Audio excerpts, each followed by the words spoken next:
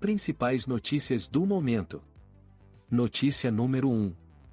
Virada chocante: Rússia começa a construir seus próprios drones Shahed e intensifica mísseis, o que a inteligência da Ucrânia está afirmando. Nos eventos recentes envolvendo ataques à Ucrânia, evidências sugerem que a Rússia está montando veículos aéreos não tripulados, VANTS, de ataque Shahed em seu próprio território. Além disso, há planos de aumentar a produção de drones dentro da Rússia, segundo informações da Agência de Inteligência da Ucrânia. Esses desenvolvimentos levantam preocupações e exigem uma análise mais aprofundada da situação.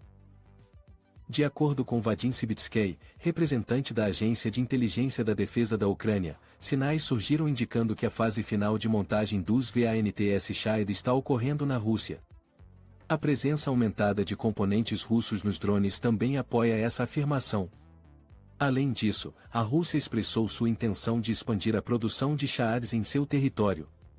Sibitskyi revelou que a Rússia pretende desenvolver aproximadamente 60 VANTS de diferentes variações até o ano de 2030.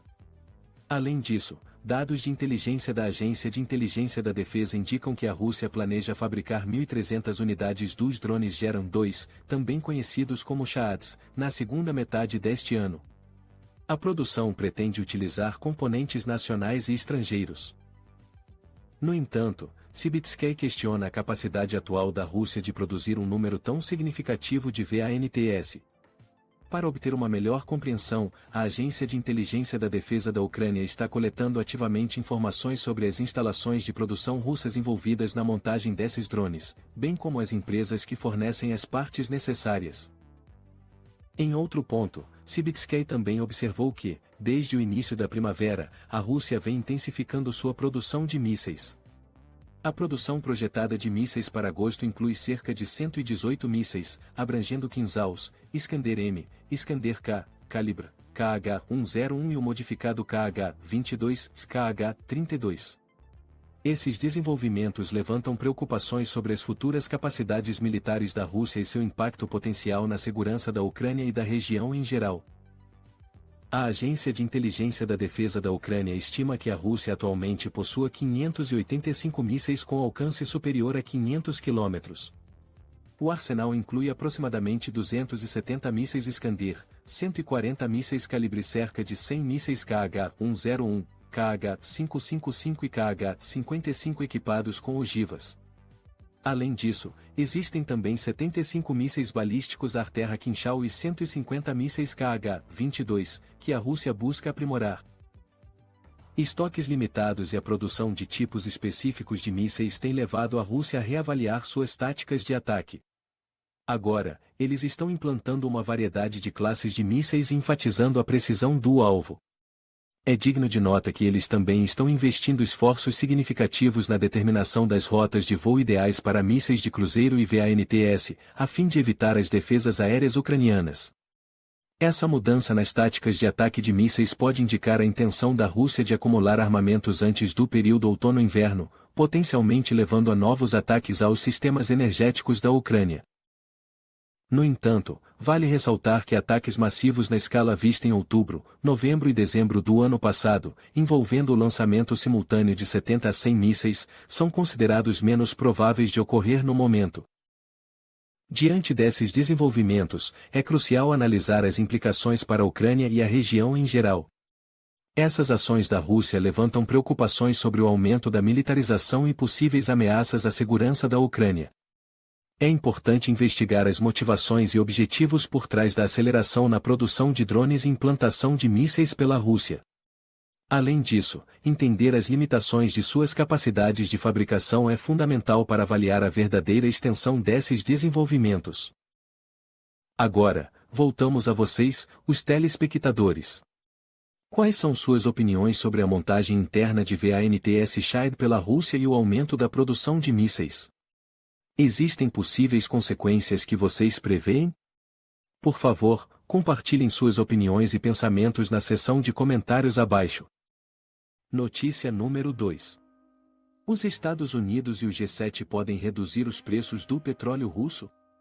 O debate controverso que você não pode perder. A acentuada queda do valor do rublo devido às sanções econômicas impostas à Rússia após sua invasão da Ucrânia levantou questionamentos sobre a eficácia dessas penalidades. Alguns defensores das sanções argumentam que os países do Grupo dos Sete, G7, deveriam aproveitar a oportunidade e reduzir o limite de preço das exportações russas de petróleo cru, visando apertar o controle sobre a receita do Kremlin. Essa medida supostamente coloca pressão sobre o presidente Vladimir Putin para escolher entre estabilidade econômica e gastos militares. No entanto, críticos alertam contra tal passo, enfatizando possíveis interrupções no fornecimento global de petróleo e o impacto negativo resultante na economia mundial. Os defensores da redução do limite de preço afirmam que a economia russa está cada vez mais sobrecarregada, com a desvalorização do rublo e a guerra em curso na Ucrânia drenando recursos. Eles argumentam que reduzir o preço que Moscou recebe pelo seu petróleo, uma fonte vital de moeda forte, enfraqueceria ainda mais a economia, deixando Putin em uma posição precária. Defensores das sanções afirmam que, ao visar as fontes de receita do Kremlin, incluindo os preços do petróleo, o Ocidente pode intensificar a pressão sobre a Rússia. Por outro lado, críticos argumentam que reduzir o limite de preço pode ter consequências indesejadas.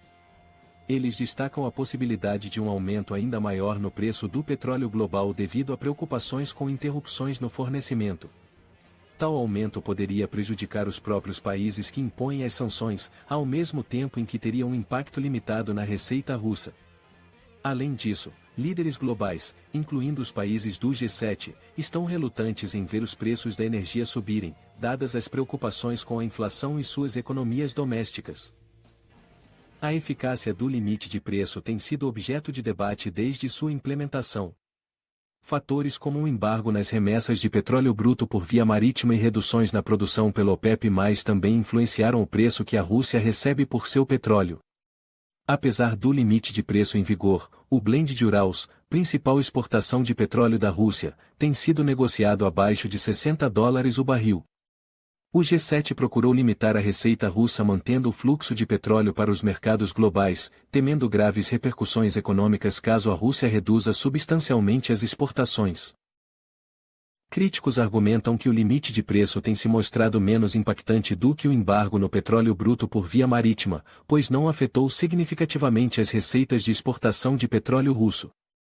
Eles acreditam que o nível do limite de $60 por barril muitas vezes é inconsequente, e sua aplicação ainda é inadequada. Táticas evasivas russas, como inflar os custos de transporte e estabelecer infraestruturas paralelas, têm enfraquecido a eficácia do limite. Além disso, especialistas alertam que a redução do limite pode levar a um aumento na evasão, tornando sua aplicação extremamente desafiadora, especialmente se os preços globais do petróleo subirem. O dilema relacionado ao limite de preço do petróleo russo apresenta um desafio complexo para os governos ocidentais. O debate sobre a eficácia do limite continua, sem consenso sobre seu real impacto. Enquanto os defensores argumentam que a redução do limite de preço poderia prejudicar ainda mais a economia russa, os críticos duvidam da eficácia dessa medida e enfatizam as potenciais consequências negativas para o fornecimento global de petróleo e para a economia mundial. Especialistas propõem medidas alternativas para melhorar a eficácia do limite de preço, como a criação de uma lista branca de traders e corretores autorizados que poderiam fornecer informações sobre preços, ou a proibição da venda de petroleiros para a Rússia ou compradores não divulgados. No entanto, essas propostas também apresentam suas próprias limitações e desafios. Para promover uma discussão robusta e informada sobre esse assunto, convidamos os espectadores a compartilhar suas opiniões na seção de comentários abaixo. Qual abordagem você acredita que seria a mais eficaz para gerenciar o limite de preço do petróleo russo? É necessário encontrar um equilíbrio entre a pressão econômica sobre a Rússia e potenciais interrupções no mercado global de petróleo? Aguardamos ansiosos para ouvir suas visões e perspectivas. Notícia número 3. Mudança de jogo, por que a China poderia lucrar se os BRICS abandonarem o dólar? A recente cúpula dos BRICS realizada em Joanesburgo, África do Sul, despertou interesse devido à proposta de negociação em moedas locais entre os países membros. O grupo BRICS, composto por Brasil, Rússia, Índia, China e África do Sul, tem evoluído como um bloco influente desafiando a dominância do dólar americano, USD, nas transações internacionais. Dentre todas as moedas locais dos BRICS, é muito provável que o renminbi chinês, CRMB, surja como a moeda preferida, alinhando-se aos interesses mais amplos da China. Este artigo explorará as consequências dessa proposta, o crescimento dos BRICS como bloco comercial e como isso pode impactar a paisagem financeira global. Inicialmente cunhado por John Neal, os BRICS ganharam destaque ao longo dos anos e realizaram 15 cúpulas, focadas na cooperação política, econômica e cultural. Em 2015, o novo Banco de Desenvolvimento, CNDB, foi estabelecido para oferecer apoio financeiro para infraestrutura e desenvolvimento sustentável em mercados emergentes. Historicamente, os BRICS não receberam grande atenção do Ocidente até que a pandemia de Covid-19 interrompeu as cadeias de abastecimento globais e destacou a importância dos laços regionais e blocos. A guerra subsequente entre Rússia e Ucrânia reforçou ainda mais a necessidade de alternativas ao sistema financeiro existente, levando a um renovado interesse nos BRICS. Com o objetivo de desafiar a hegemonia do dólar americano, a proposta de liquidar o comércio internacional em moedas locais tem chamado a atenção.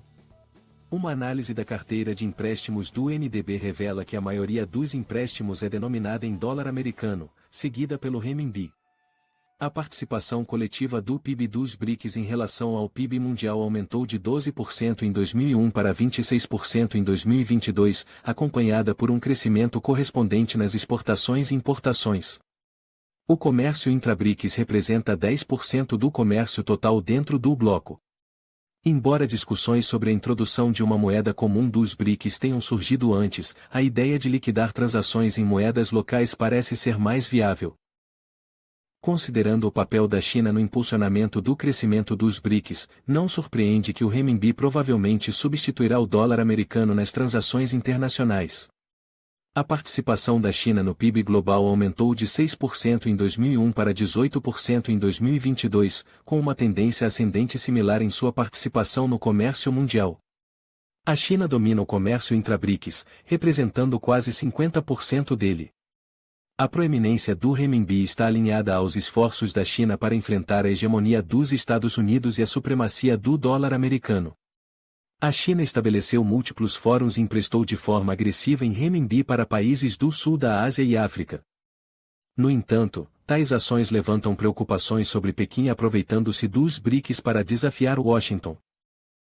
Para a Índia, que opera em um mundo multipolar, participar ativamente dos BRICS, do Diálogo de Segurança Quadrilateral, Quad, e hospedar o G20 apresenta o desafio de equilibrar ideologias diversas. Embora a Índia possa apoiar os BRICS para enfraquecer a dominação do dólar americano, ela pode se sentir cautelosa em relação à crescente proeminência do renminbi. Esse ato de equilíbrio representa dificuldades para Nova Delhi ao navegar por diversas parcerias. A proposta de negociar em moedas locais dentro dos BRICS tem o potencial de alterar a paisagem financeira global e reduzir a dependência do dólar americano. Dado a influência econômica significativa da China dentro dos BRICS, é provável que o renminbi chinês surja como a moeda preferida para transações internacionais. Isso não apenas serve aos interesses mais amplos da China, mas também representa um desafio para a hegemonia dos Estados Unidos e a supremacia do dólar americano. É crucial reunir opiniões sobre este tópico para promover discussões significativas e entender as potenciais implicações para a economia global. Portanto, encoraja-se os leitores a compartilharem suas perspectivas e opiniões na seção de comentários abaixo.